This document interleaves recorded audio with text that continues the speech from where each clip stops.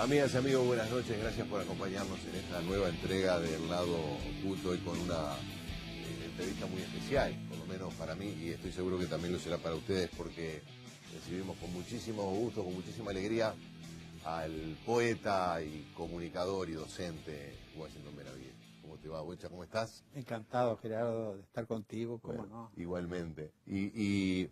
Bueno, lo que te trae hasta acá es toda tu obra y tu personalidad, pero el último opus tiene mucho que ver con tu obra y con tu personalidad. Qué bueno que ¿no? lo digas Que así, es ¿no? la reedición de Tata Vizcacha, ¿eh? A ver si lo tenemos ahí para mostrar.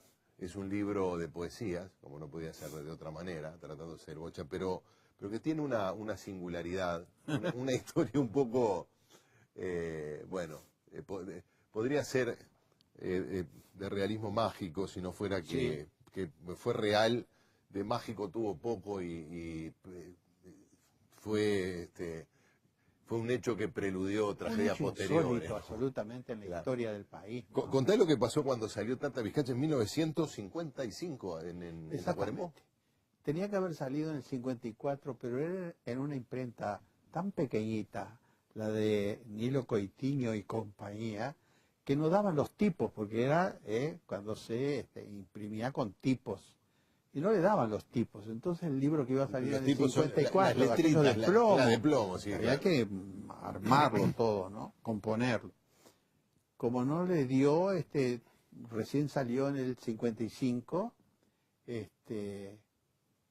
yo era profesor de Historia del Arte en el Instituto Magisterial.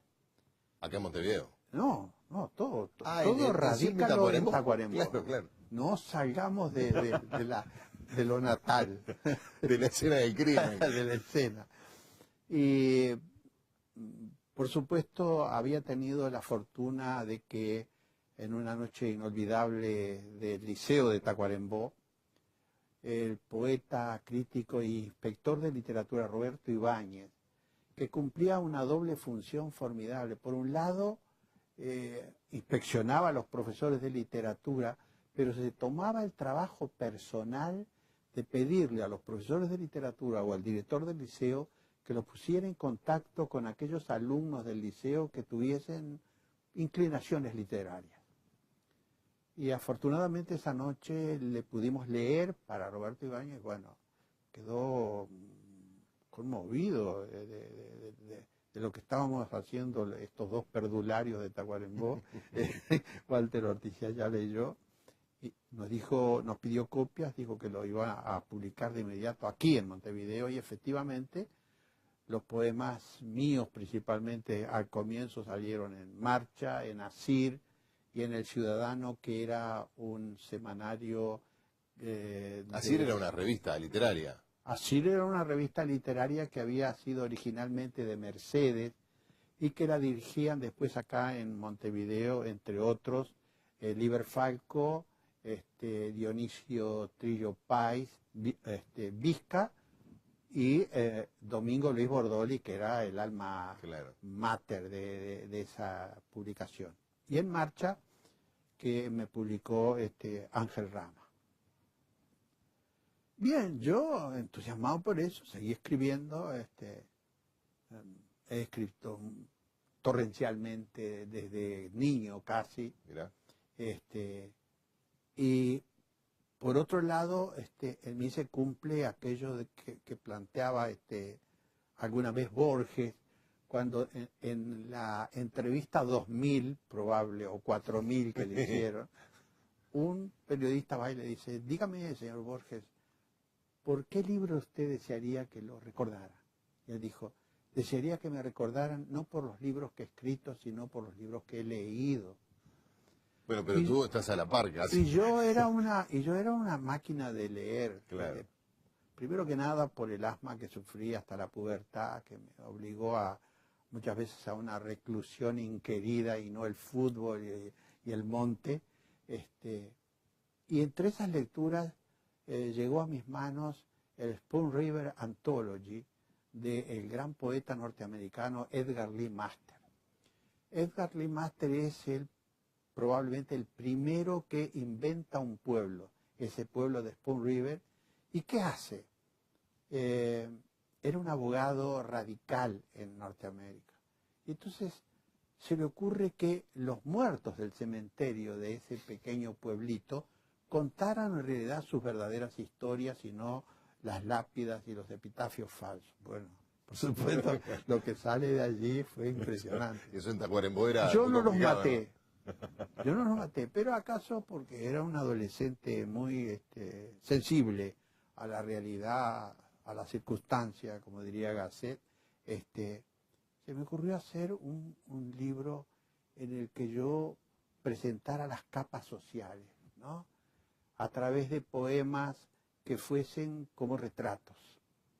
Por supuesto que sustituyendo, inventando Claro. nombres, pero las clases, la clase dominante, la clase que de alguna manera era servidora de esa clase, y aquellos que quedaban fuera, que al fin y al cabo terminaban siendo verdaderas víctimas de esa clase. Hay que recordar que cuando sale ese libro en el 55, estamos en plena democracia, está el colegiado. Pero por otro lado, mundialmente estábamos dominados por la Guerra Fría que había partido prácticamente al mundo en una visión maniquea, es decir, negro o blanco, con la Unión Soviética, con los Estados Unidos. Bueno, justamente, ¿no? Disculpa que te interrumpa, porque mirando el texto de este movimiento de acción democrática que se formó para enfrentar semejante obra literaria, se te acusa a ti y a un grupo más o menos innominado, además de rusófilo, que es una palabra bárbara, ¿no? Que nos remite ya a otras épocas, de alentar la tercera posición. Sí, lee lo que es muy divertido. Bueno, dice, la ciudad de Tacuarembó, es un poco largo, pero el imperio de críticas, circunstancias originan su creación. En efecto, un sector perfectamente sindicado, como rusófilo, pretende deslizar en el seno del estudiantado y la sociedad toda un germen nocivo y extraño al sentimiento tradicional del pueblo uruguayo, el desapego a las instituciones y la infiltración de normas e ideologías foráneas. Esto fue precursor de otros textos parecidos. Sí, sí. Han conseguido encauzar a la juventud hacia la tercera posición. Y ahí aparece, bueno, abismo donde caen juntos el comunismo, el nacionalismo extremista y el anarquismo infecundo, en fin. Esto es un poco la matriz de el huevo de la serpiente, ¿no? Lo lamentable del asunto es que eran jóvenes, muchos de ellos habían sido compañeros de estudio. Los que formaron ese grupo. Sí, sí, pero lógicamente había figuras mucho más representativas de lo que podríamos llamar la derecha, en un momento en que en el país se dio la posibilidad de que surgiera una tercera posición que no era la Unión Popular, Gerardo, todavía, claro, sino que era el ruralismo, claro, que tuvo adherentes increíbles, Washington Reyes Abadí, Metol Ferré, Carlos Real de Azúa, en un primer momento adhirieron porque pensaron que allí estaba la famosa tercera posición, que de alguna manera daba una posibilidad de una interpretación de la realidad política uruguaya, no de los dos partidos tradicionales. Y que rompiera también la lógica de la Guerra Fría. Hay que recordar que por otra parte eso fue obra de un hombre, de un periodista radial, que transformó la realidad de nuestro país desde un programa al mediodía, desde una radio. Yo recuerdo haber andado en campaña alguna vez con mi familia de pesquería y llegamos a una estancia que eran amigos de mi padre y el estanciero estuvo con nosotros, formidable, nos arrimó un cordero y todo eso, estuvo con nosotros, pero nos dijo, pero yo al mediodía me tengo que ir porque va a hablar el hombre. El hombre. Benito Nardone, Chicotazo, era el hombre. O sea que había, en la sociedad uruguaya estaba pasando algo, ¿no? Sí, y pasó, porque indudablemente esa persona llegó a ser presidente. Le fue mejor que a tu libro, porque no nos contaste todavía qué pasó con tu libro, que es la historia que nos convoca hoy. Sí. Por lo menos para empezar a hablar. Bueno, y una tarde ahí estos muchachos del MAD, recuerden en inglés lo que significa, los muchachos del MAD convocaron a que la gente se reuniera en la plaza principal, la Plaza Mayor, la Plaza 19 de Abril. Plaza Mayor porque del típico coloniaje donde estaba el teatro, la catedral, la intendencia, la jefatura, bueno, ahí. Y al pie del busto, como dijo irónicamente un amigo mío, se reunieron, desafinaron el himno, leyeron una proclama y habían recolectado los Tata Vizcachas que estaban en las 4 librerías de Tacuarembó, hicieron una pira y hicieron un pequeño Reichstag pueblerino. Una cosa que es tan increíble que, como yo te comentaba antes, pasado el tiempo, gente, por ejemplo, después que se pasaron los 13 años dictatoriales con su oscurana, algunos me decían, pero usted la dictadura le ajustó las cuentas, ¿no? Bueno, y digo, sí, bueno, como a muchos otros. Sí, hasta le quemaron su primer libro. Entonces yo tengo que decir, y ahí sí con dolor. Claro. No fue la dictadura, fue en plena democracia. Y me imagino que eso y la trascendencia de esa bellísima edición que hizo la editorial Yagurú de Macachín, de Gustavo Wojciechowski, con la colaboración de Agamenón Castrillón, fue alumno mío en Tacuarembó, un excelente poeta, sacaron una edición que en su primera parte tiene todo un material para aquel que no está al tanto y es tal el sobresalto que puede provocar, que yo fui entrevistado por Frank Press, que me decía, pero ¿Cómo es que le quemaron un libro? Le quemaron en plena democracia. ¿Y qué pasó? No pasó nada. De eso y de otras cosas vamos a hablar, porque muy bien. Ahora podemos comenzar con este preámbulo fundamental y fundacional, en muchos sentidos, a conversar con el Bocha Benavides. Venimos enseguida.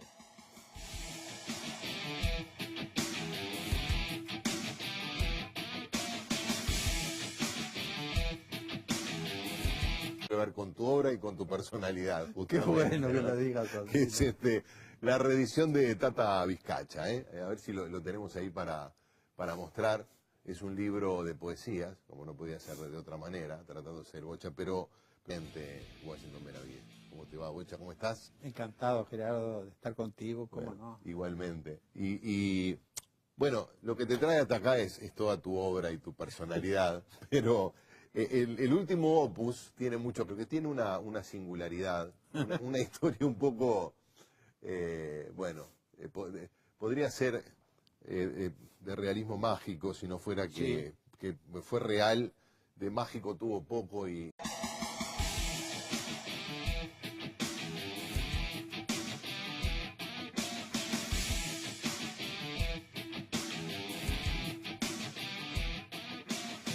Amigas y amigos, buenas noches, gracias por acompañarnos en esta nueva entrega del Lado Oculto y con una entrevista muy especial, por lo menos para mí, y estoy seguro que también lo será para ustedes, porque recibimos con muchísimo gusto, con muchísima alegría al poeta y comunicador y docente